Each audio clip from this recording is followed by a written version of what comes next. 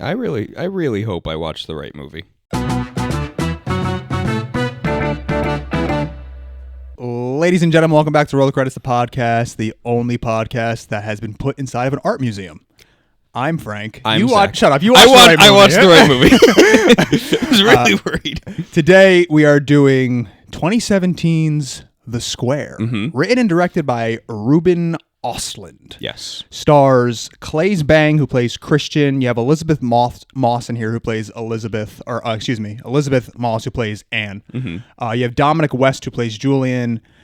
Christopher Leese, who plays Michael, and then the only other person I really wanted to shout out was Terry Notary, who plays Oleg, the human gorilla. We'll call him. Who also apparently did some of the mocap for like the Rise of the Planet of the Apes movies, which kind of tracks in this film for some reason. Yeah, he was brought on because of the simple fact that he's like a gorilla really man. really skilled gorilla impersonator. What a really cool, I guess. Actually, it's not even so much just gorillas. Like he's just a really good like monkey impersonator. So like he knows like the little intricacies and differences between like how an ape walks, like how a gorilla walks versus how an orangutan walks versus how a chimpanzee walks, and like he can just really be. So that's the reason why Ruben like brought him on, was because it's such a very specific thing. Yeah, what an odd skill to have. We're just like, I'm the gorilla guy. Yeah. If you don't know what The Square is about, it's basically about a prestigious museum in Stockholm. Has a chief art curator who finds himself in times of both professional and personal crisis as he attempts to set up a controversial new exhibit called The Square.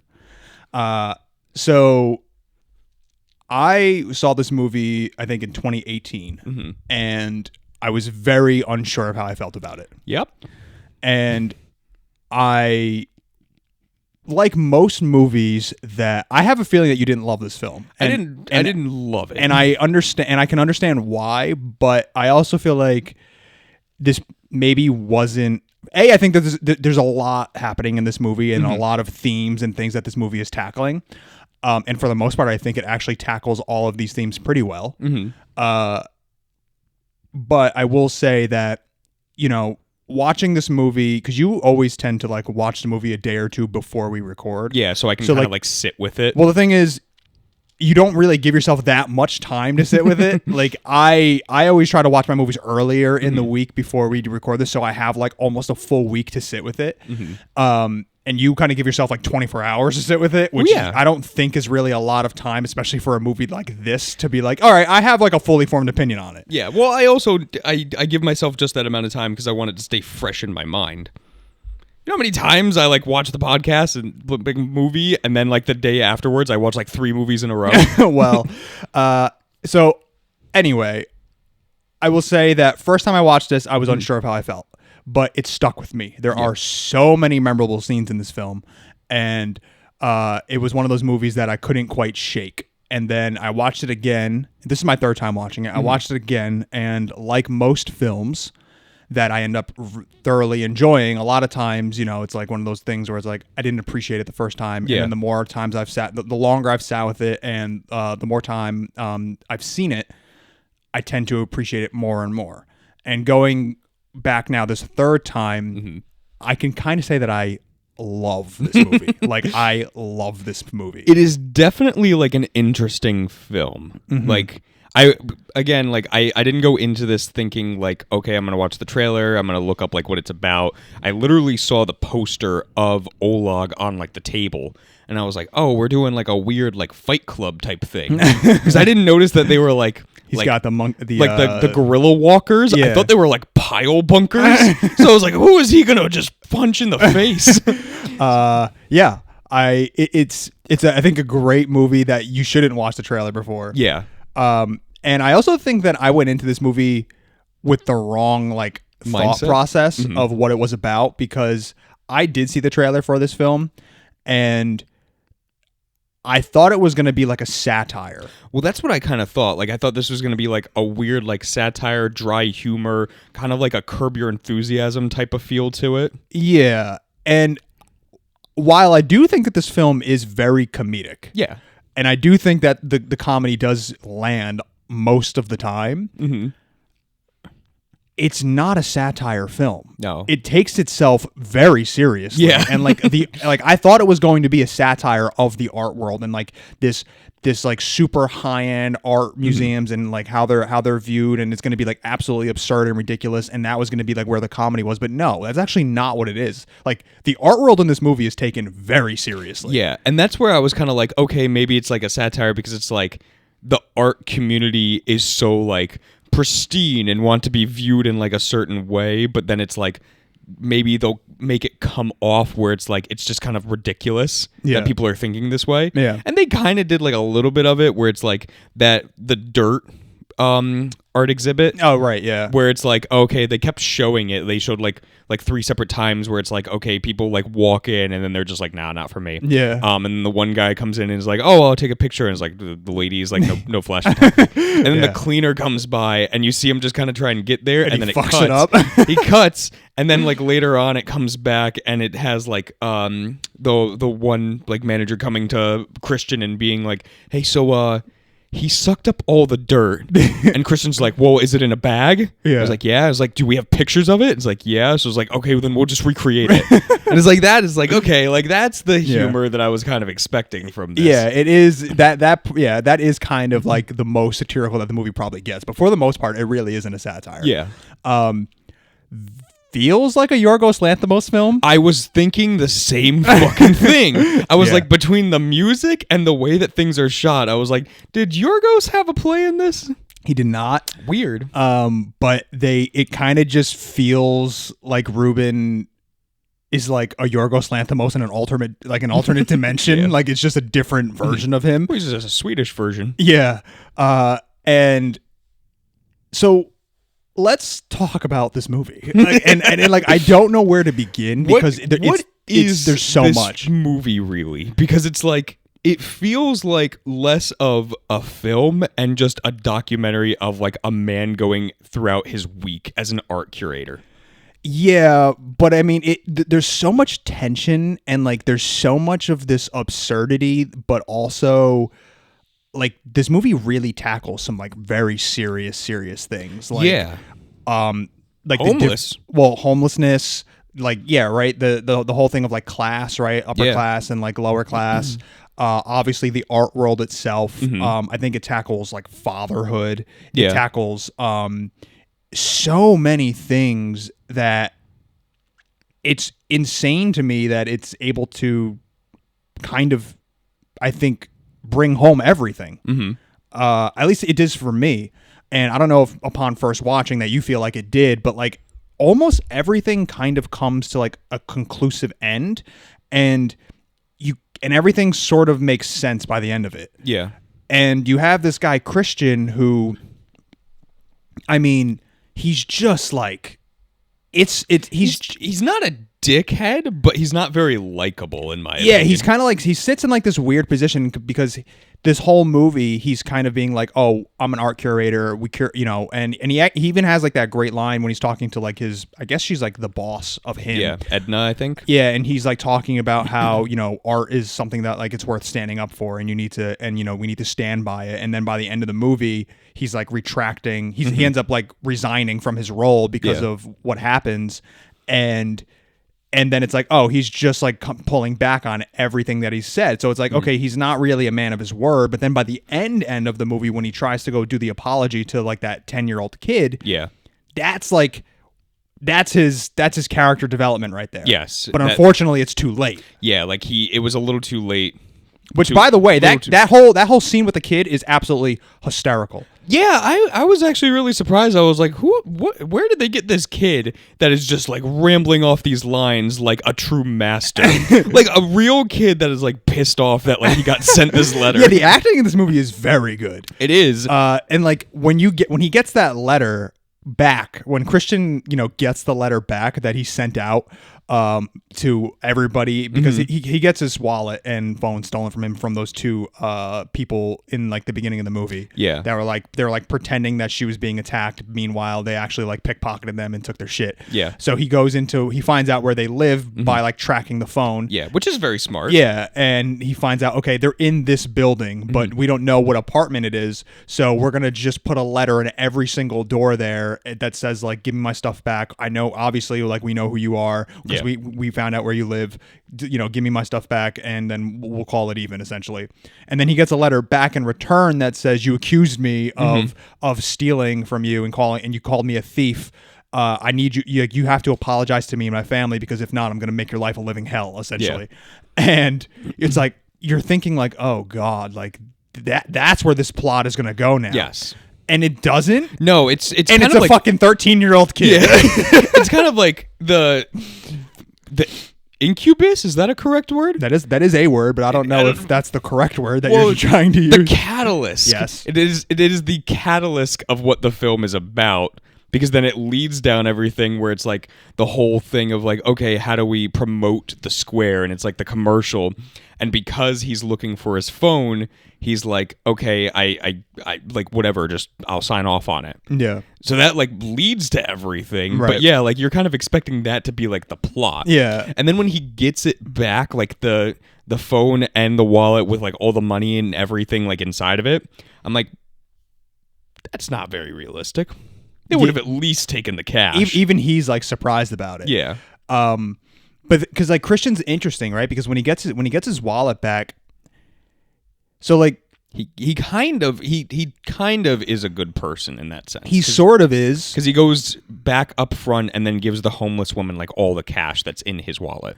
Yeah, I think that tackling this movie is maybe better just by like going maybe through like key scenes, and then we can kind of discuss like what it sort of means, because I feel like tackling this film in its entirety is just too much. Yeah. So let's talk about like the homeless situation, right? Yes. So there's that one scene where Christian walks into the 7-Eleven and he walks in and there's a homeless woman there, and she's like, can you give me some cash? And he's like, no, I don't have any cash, but I can get you a sandwich or something. Yeah. And she's like, I want a chicken ciabatta. And he's like, chicken ciabatta. Okay. And then she's like, hey, no onions. And he's like, okay. Yeah. So like he gets her the sandwich, but then he throws it on the table in front of her and says like, pick out the onions yourself. And like that brings up an interesting thing, right? Yes. It's like, is he a dickhead or is she a dickhead? Right, because it's like what. Because the way I was thinking about this was, if my friend, right, asked me, to buy them a sandwich, if right? I was poor, yeah. No. That's the thing. It's like you're not, right? Okay. Let's just say like I was being a good friend and I was like, hey man, I'm going to the deli. What do you want? I'll pick you up a sandwich. And you go, I want a chicken sandwich with no onions. I would say fine, right? But because it's a homeless person, you almost feel like they don't have the right to say that. They don't have the right to be like, hey, I don't want onions on my sandwich. It's like, because in our opinion, it's just you should be grateful for anything. Yeah, like, and again, it builds up that class thing, right? Of like, okay, the homeless versus like art curator who is like a public figure in this town. Yeah. So it's like, yes, the way that she went about saying like no onions was like slightly rude, but again, too, for Christian, like you can go and buy this sandwich like every single day. Like she is just literally like she's staying here because like she doesn't have a place to go. Right. So it does bring up like a good topic of like who's the asshole in this situation. Yeah. I think the way that they kind of like filmed it, it makes it feel like the woman was an asshole. See, I disagree. I feel like it's a pretty neutral like thing where it's just like it's just a fly on the wall in the situation. Yeah. And this is how Christian is absorbing the situation, and this is how she is absorbing the situation, and you're just in the middle of it, and you kind of now have to choose like, you know, who's right or who's wrong, or is there a right, is there a wrong, and does she have the right to demand no onions, and like can she have a preference on her sandwich? Does she, you know, because at the end of the day, like I said, like in theory, right, she should just be happy that someone's getting her food. Yeah. So there's like this weird balance of like, how do you feel about it? And that's why I think this movie that's why I think that I love this movie so much, is because it puts you in all of these situations and then doesn't necessarily give you a clear-cut answer. It's just more or less arising a question to you and then makes you think. Another example would be the Tourette's scene. Yes. Right? Like, you are in a room where you are sitting here listening to an artist that you really want to hear, right? You're a big fan of this artist, so you go to a little like Q&A and you want to hear him talk, but there's somebody with a disorder that is now disturbing that. And like, it kind of brings up tolerance, right? Like, how tolerant are you in having somebody inconvenience you during something that you really, really enjoy, even though it's a medical condition? Yeah, and that was actually one of my favorite scenes in the film, because it's like you have like the two people up on stage like having like the interview, and like you start hearing like the things that like the person with Tourette's is saying, and then it gets to a point where it's like, after like the second time, the wife is like, "I'm so sorry, like my husband has Tourette's." And like immediately you can see like the artist on stage was being pissed off, and then he was like, "Oh, he has Tourette's? Yeah. Okay. Right. And then like he immediately is like, "Okay, like it's fine because he can't control this." Right. And then you have like the other people in the crowd that are laughing Or getting annoyed and telling him to shut up. And then, I mean, even in like, right, there's this sort of like weird thing that happens, right? Because even though the artist, who is Julian, even though Julian is, like, oh, he has Tourette's, okay, fine, like, it's still an uncomfortable thing, and like he still can't quite shake it, like, because it's very distracting. I just love these situations of like how are we as a society like going to react, and like that's kind of what this whole movie is about, right? Like, how do we react to homelessness? How do we react to a homeless person in need? How are we reacting to somebody with this like serious medical condition that they're just impulsively screaming things that they can't help? Yeah. I love that. Yeah, and I think that was like a really cool topic to go on, because like, if nothing else too, I feel like this film, like, one of the biggest themes is like subjection of art. Like, right, what is art? Like, what is art? Like, who is it for? How do you perceive it? And it's like these little situations like this, like, how do you perceive this situation? Like this like the Tourette's scene is situational. It's subjective. The homeless scene is subjective. The Olag scene is subjective. We'll get to that. Yeah, I know. But like, I think that was like where I found like this film is really like nailing it. Yeah. Even though it feels very random in like a film setting, like a story setting. Yeah. It's these moments where it's like, okay, these are actual things that are going on. Right. I want to say too, very, very surprised. The camera work in this film is like the best thing about this movie. Well, I don't know about that. I think this is like one of the best things about this movie. That's cool. Like just the way that he tracks the shots of like everything that's going on. Like, you have like these very, very like close-up shots where it's like when Christian and Michael are like driving in the Tesla to like go and like drop off the letters. And it's like the way that like the camera is like just stuck on Christian, even though Michael is talking. And then when he gets out of the car, it shifts into Michael because like he comes and sits in the front seat then. Also weird that like he has to sit in the back seat.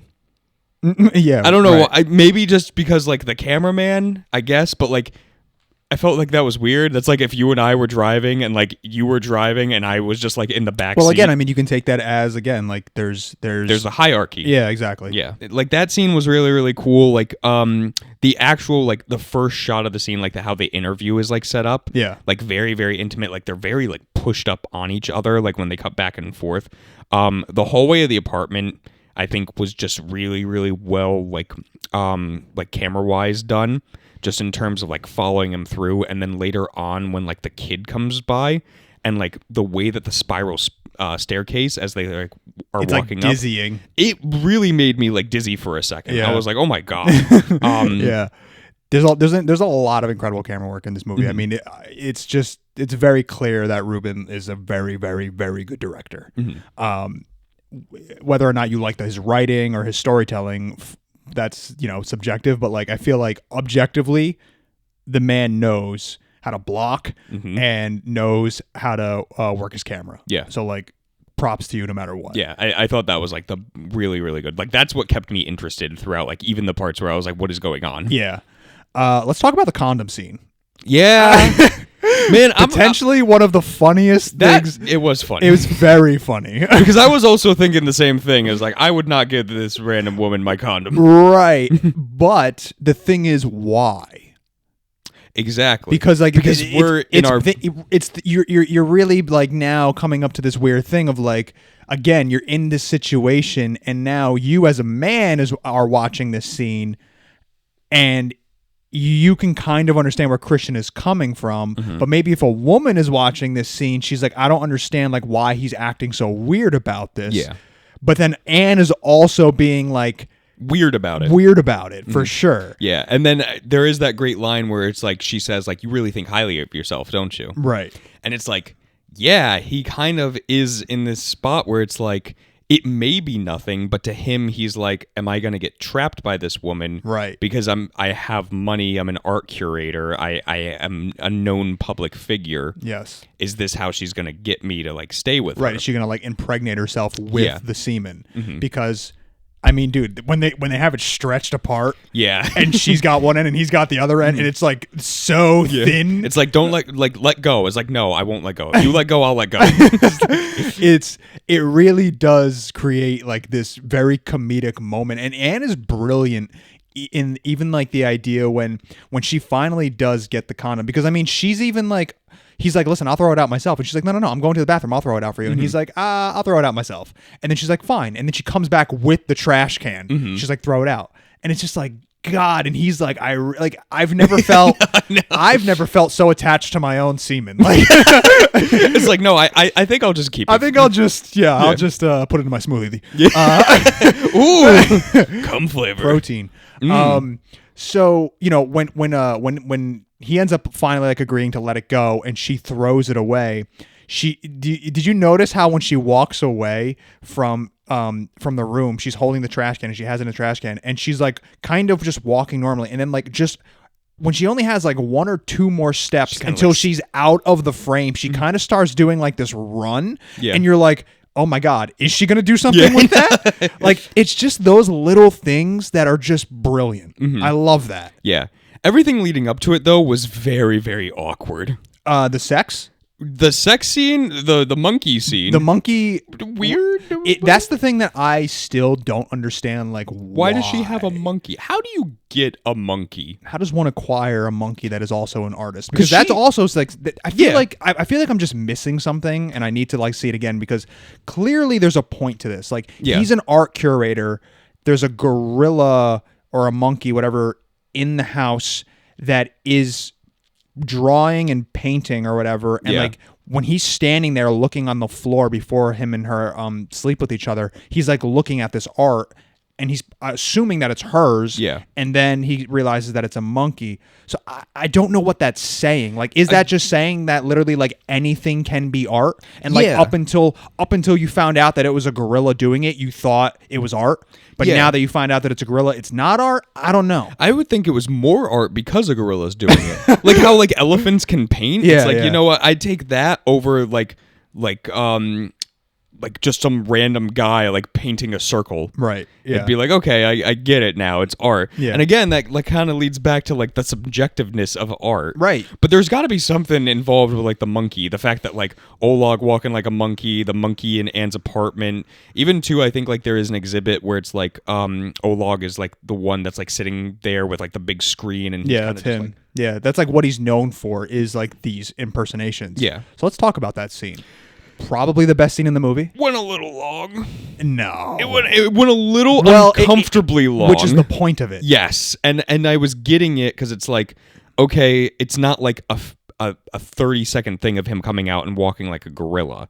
Like, the fact of the matter is like when he started like getting up in people's faces and like he chased that one guy out and like knocked his drink out of his hand. That was Julian. That's the artist in the beginning with the Tourette's guy. Yeah. Yeah, that was him. Yeah, and like literally chasing him out, and then when Christian tries to be like, okay, that's enough, and like gives him a round of applause, and then he like continues. Yes, he just keeps going. It's like, okay, it's uncomfortably long for a reason. Yeah. but it's still really uncomfortable.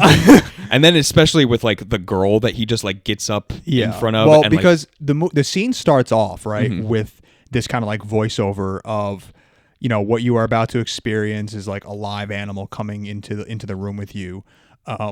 If you don't move and you like stay perfectly still, then you'll survive essentially. But if you don't and you break off from get the herd, nervous or whatever, then he will attack you. And if you try to run, he'll like try to hunt you down and kill you. And they can't listen.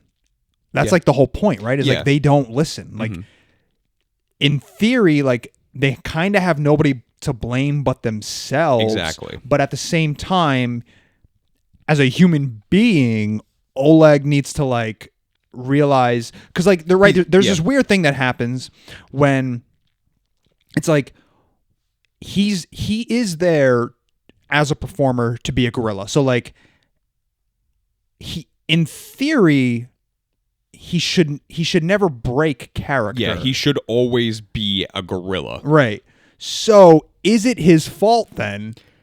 Because it's art. Yeah, and again, and they're there for this. Yes, and they are told in the beginning that if you break off from the herd, one of you will be picked off. Yeah.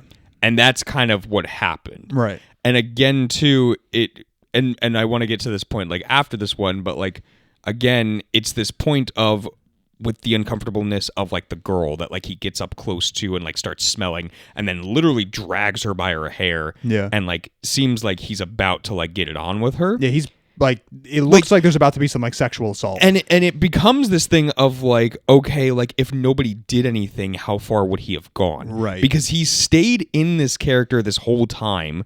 Like when Julian gets in his face after like breaking the glass, like that should have been like the point where it's like, okay, maybe I'll break character. Yeah. Maybe I've gone a little too far. But he didn't. He chased him out. So it's like, how much farther is he gonna go with this? Yeah. And that's scary because it's like if nobody else came and like helped her, then what could have happened? Right. He would have stayed in character probably. Right. And again, it brings this point back of, and they do this throughout the film of like helping human beings, helping one another. And it's like, you only step in yes when it's kind of already too late. When it's kind of already too late or when it's convenient for you to step in. Yeah. Because even in the beginning, when like Christian is like walking through the street and like you can hear like in the background, like, help me, somebody help me. And it's like, you have all these people that like turn around and like look and see, but then don't stop. Keep walking, yeah. And it's not until like she gets close enough.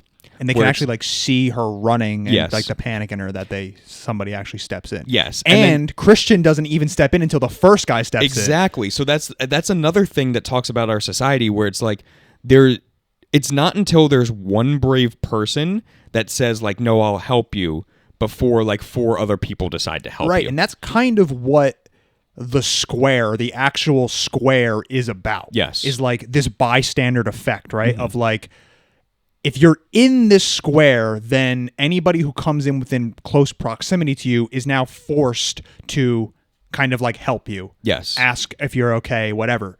But if you're not in that square, then all bets are off. It's kind of like one of those things, like the thing that reminded me the most of that is, and this is something that I think we can kind of all relate to, whether it's from personal experience or just like, stories of, we've always had these kind of experiences where maybe you live in a town where you have like a traffic light, or there is no traffic light, but you're at like an intersection, and like somebody always says like, man, like there really needs to be a traffic light here, and they're not going to put one here until somebody gets hurt. Yeah. And then that happens. There was a really bad car accident, somebody dies, and then 2 weeks later there's a traffic light there, and it's like that should have been there the entire time. And it's like that is what this is about. Yeah. It's the too little too late. It's not until somebody gets in your personal bubble. Yeah. Do you decide like, okay, I have to acknowledge them as a human being. Right. And that's actually pretty cool. Like I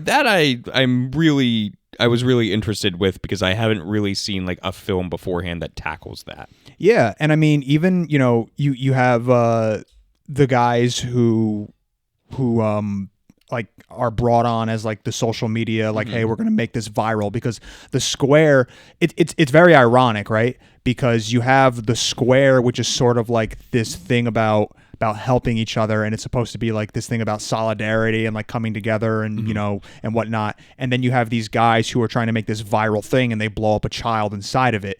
And go ahead.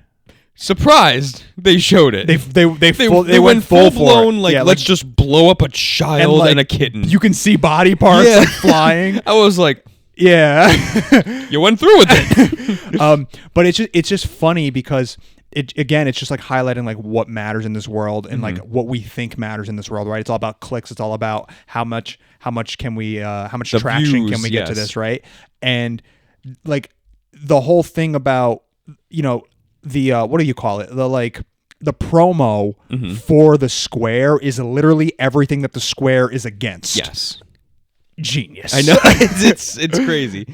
Even too, I really enjoyed like it wasn't the Square, but like when Christian takes like his two daughters to like the art exhibit that's like starting to form. Yeah. I trust people and I don't trust people, and you have to click a button, and then you walk through, and it's this like again, it's like a little square, and it's like, please place your phone and wallet here. Yeah. And it's again this thing of like trusting people, and also like it's kind of too like at the same time like it's the attachment that we have at this point in our society where it's like, are you willing to place your phone and wallet, like, which basically has all of your information, in a public space where anybody can take it? Right. And then that feeling that he says too, where it's like, do you feel kind of like naked without it? And then the daughter's like, yeah, it feels weird. Yeah. Because it's again like we become this society where it's like we kind of need these things to survive. Yeah. Yeah. And then kind of like the final thing I want to talk about is when he hurts the boy. Yeah. And then that kind of like takes us home. That takes us all the way through essentially. Because, you know, Christian is sort of the whole premise of Christian is like he's kind of obsessed with like his image, right? He needs to have like this good image. It comes through when him and Michael go to deliver the letters, and he's like, you know, I'm kind of a semi-public figure. Like, shouldn't you go deliver these letters? Like, what if people see me? And then of course that comes through pretty much throughout the entirety of the movie is like his self-image and how he appears to be with everybody. And what he looks like in the public eye. And when he hurts that kid, first off, like, I really, really love the fact that he hurts the kid, right? And then the kid is just crying down, and he can hear him like, help, help. He can hear him while he's sitting back in his apartment. And then he does go outside, but he never goes down there or up, because he's not even sure like where the help is coming from. Yeah. He's just like hearing it, but he never leaves where he's actually like comfortable. Yeah, exactly. And I love that. And when he eventually decides like, okay, all of these actions that I've been doing are like causing all these problems. I need to just like finally like come like clean about this and, you know, help this kid out, right?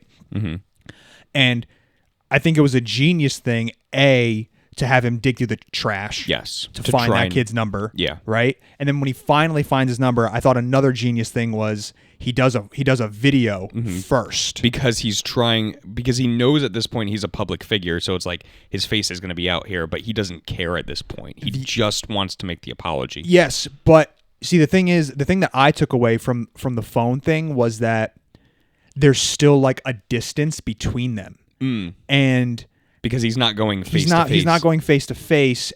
And since it's like a video, in theory, right, you could edit it. Yeah. So like if he says something that he can go back and rewatch it and then do an edit on it or re-record it, right? It's not like it's live or anything, right? So he can still tailor this. And then the real character growth is when he goes, I have to go here in person and do this. And then of course he goes to the building and the kid has moved with his family and he's no longer there, so he cannot get that apology that he wants to. Yeah. And then in my opinion, a brilliant final shot is the two kids in the back of the seat looking at their dad kind of just like defeated. Yeah, because like this was supposed to be the moment where it's like it felt like it would, in Christian's eyes, fix everything. Like it would help like the relationship with the daughters at this point. It would get him like back on track with like what he wants to do. Yeah. And the fact that he couldn't finish this again becomes a little too late. Yeah. Where it's like, had he just gone there in the first place, or like even when he's trying to like figure out like where the boy is now, and he explains to the guy where it's like, you know, I was just like a little too scared. Like I should have just gone to like every building, knocked on the door, and asked, hey, are you the one that took my stuff? Yeah. But instead, I did this route, which is, in a sense, like to him, it's a coward way out. Yeah. I don't know if it was me, like if I would have gone and like knocked on everybody's door, like these people that stole my phone and shit, like they'd probably beat the shit out of me. So I don't know if I would go that route either. Guy. What? He's not. He's a pretty big guy. No. Yeah. Christian's a tall He's man. He's tall. Yeah, he's like you. You're tall, which is intimidating. Yeah, exactly. So to a short man like me, it's intimidating. To because you saw like the bald guy that was running after. He was pretty bulky. Yeah, he was pretty buff. Yeah, I wouldn't fuck with him. Yeah, it's absolutely a ballsy thing. Also, I just love when they're playing that Justice song. Oh yeah. It's like so the good. Tesla of justice. It's so dude. There are so many little things, and there are so many things in this film that we also didn't tackle. Like there's the scene when he is like resigning, and there's that whole like freedom of speech thing of like, oh, you're censoring yourself. Like what does that say about the future of our country? Yeah, it's it like, kind of seemed like everybody started to love the commercial, and like that's why it was like bringing some people together. Well, it's like this weird thing of like, oh, we hate that you did it, but you need to stand by it because now that you're retracting your shit, now you're self-censoring yourself, and then that can be a problem. Yeah. Right? It's like where does freedom of speech, like where does that line cross of, oh, this is too much now? Yeah, and then he like is flipping through the paper and like sees that like, oh, like because of this, like a rabbi, a priest, and like somebody else like were like all together in one spot, like hanging out with each other. Yeah. And it's like, okay, like again, it's the subjectiveness of art where it's like it will have positive effects and it'll have negative effects on people. Yeah. And that's the beautiful thing about it. Yeah. And then the one last thing I want to talk about, and I still am unsure of exactly how I feel about it and what exactly it means. But it's interesting that Ruben decided to follow the art curator and not the artist. Yeah. We never actually see the woman who created the square, which is interesting. Yeah, we get just like the old man making it. Right. But that's because it's by design, like from what she had done. Right. He's installing it. But yes. we never see who she is, what she looks like. We hear her name and that's it. Yeah. And that's interesting, right? Yeah, because again, it becomes a thing of like, you know, it's the art over the artist. Right. And I guess for me, what it sort of represents is like the artist doesn't matter anymore. Like directors and filmmakers kind of always say, you know, I can make this film, but then once I release it out into the world, it's no longer mine. Yeah. And I guess that's kind of what it means. It's like she doesn't matter anymore because what matters is the art and how we interpret that art and what we take away from it. Yeah. So I guess that's the reason why he didn't show her. It's just like that's what it represents. It's like the artist doesn't matter. It's now how we as a society take this art. Mm-hmm. I love this movie. It's interesting. It's very interesting. It's 2.5 hours. Yeah. Is it too long? Yes. A little. Is it very indulgent? Yes. Do I give a shit? No. I love it. Mm-hmm. I think that this movie is brilliant. And I really, really like this movie. And I'm not going to say what we always say, that it's not for everybody, which I just said it. But well, now you got to say it. But I think it's very, very good. And the thing that I love most about it is, man, I am so, and we're going to talk about this for, I think, next episode, is like, I am so sick and tired of the way movies look right now. Yeah. Everything looks exactly the same. And it's just ugly. And like, I went over to my girl's place and they had a movie on some like Netflix movie. And I'm like, this is just what movies look like. Like, so awful. And like, this movie looks beautiful. This movie is gorgeous. The cinematography is amazing. The camera work is amazing. And I think that while, maybe not a perfect film, and maybe a little long and can drag a bit, I do think that everybody who watches it can get something out of it. Yeah, and that's the thing is like on the surface level, it's such an odd film that like it's not really something that like most people can like fully indulge themselves into, but like the themes that it tackles is where like the real bread and butter of this film is. Yeah. And for that, I give it 7 mega exhibits out of 10. Man, I love this movie. For me, it's like a solid 9. I really, really love this film. I'm glad you saw it. Yeah. I think this is probably your first Ruben Östlund film. He made The Triangle of Sadness, which came out last year, and like everybody's talking about how much they love it. I still haven't seen it, but everybody's like saying that it was like one of the best movies of last year. So yeah. Anyway, I have a recommendation. Oh, okay. That's new. When do we start doing that? This one's kind of simple, but I think important. And it's that I recently purchased it's kind of weird, but whatever. A dildo? Yeah. I Right. recently purchased a under sink water filtration system.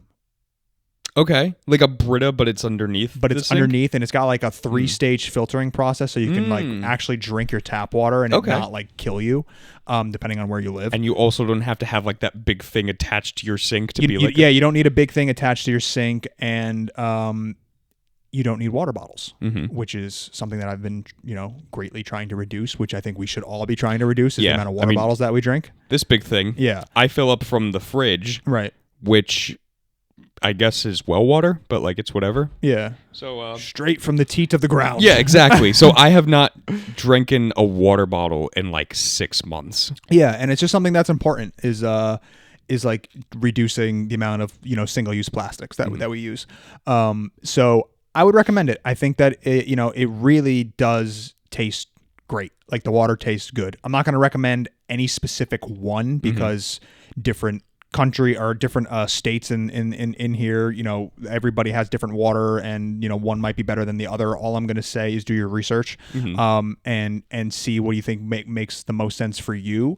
But here in upstate New York, we don't have like horrible water. Yeah. We don't have amazing water, but we don't have horrible water. It's not as fluoride-y as it used to be. So like the water filtration system that I personally got wasn't crazy expensive. It was like I think like $130. Okay. And the filters last like 6 months. Okay. And then I think they're like there's 3 filters and they're like $20 each. So it ends up like being way more cost effective than actually going out and buying water bottles every single month or week or every 2 weeks, however often you buy them. And again, you don't have to use any single-use plastics anymore, which is the main thing. Yeah. So that's what I recommend doing. Zach, what are we doing next? You kind of alluded to it. Yeah. And we kind of talked about this off camera too. Yeah. But like, I think it would be really interesting to have a conversation about, is cinema dead? Yeah. Is it dead? Holding the skull. Yes. What could this be? Okay, great. So we're going to talk about that next episode.